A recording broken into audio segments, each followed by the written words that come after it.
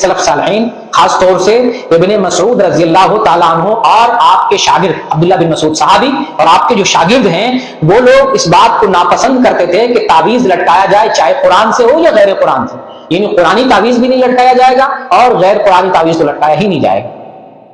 लेकिन बाज लोग दलील पकड़ते हैं बाज आसार से और कहते हैं कि कुरानी तावीज लटका सकते हैं, शिरकिया नहीं लटका सकते हैं, बिदअत वाले तावीज नहीं लटका सकते हैं, लेकिन कुरान वाले लटका सकते हैं।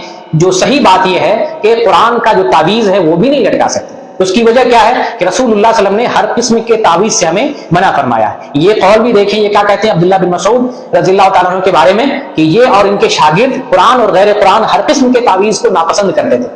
और फिर अगर कुरानी तावीज की इजाजत होती तो रसूलुल्लाह सल्लल्लाहु अलैहि वसल्लम हमें बताते, हमें हुक्म देते। जैसे आपने रुकिया के लिए इजाजत दी ना, पहले बताया रुकिया शिर्क है, फिर आप सल्लल्लाहु अलैहि वसल्लम के जरिए जो है ये भी मालूम है दूसरी हदीसों के जरिए कि वो रुकिया जिसमें शिर्क ना हो, जो शरीयत के मुताबिक वो जायज है। तो इसी तरीके से अगर तमीमा भी जायज होता, कुरानी तमीमा, तो रसूलुल्लाह सल्लल्लाहु अलैहि वसल्लम इसकी हमें वजाहत कर देते। तो इसलिए रसूलुल्लाह सल्लल्लाहु अलैहि वसल्लम ने इसकी इजाजत नहीं दी है, कहीं आपने नहीं बताया, बल्कि इसको शिरकिया अमल करार दिया है। इस वजह से कुरानी तावीज गैर कुरानी तावीज हर किस्म का जो है तावीज ममनू है, नहीं लटकाना चाहिए।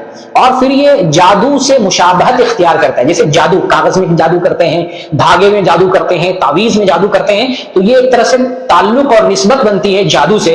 इस वजह से भी इस चीज से हमें परहेज करना चाहिए। और अगर कुरानी तावीज अगर लटकाने का जवाब हो जाए तो इसमें कुरान की एक तरह से एहानत का पहलू निकलता है। लटकाना, फिर नजासत वाली जगह चले जाते हैं, तो आदमी खुद जो है जुनबी होता है, जनाबत की हालत में होता है, और फिर इसको ले लेके नजासत वाली जगह में कहीं चला जाए। तो लटकाना जो है कुरान के साथ दरअसल एहानत का पहलू निकलता है। इस वजह से भी हमें जो है किसी भी किस्म के तावीज को नहीं लटकाना चाहिए। इकबाल सल्फी साहब कुछ ऐसा भी वजीफा बताते थे, इतना मरतबा पढ़ो, उतना मरतबा पढ़ो। मेरा इस पर जो है मुझसे किसी ने सवाल किया था तो मैंने जवाब दिया है। मेरे जो है वेबसाइट पर वो जवाब है, मेरे टेलीग्राम चैनल पर जवाब है, मेरे फेसबुक पर भी है कि वो ठीक है, बयान करते हैं, अच्छा बयान करते, बयान सुने।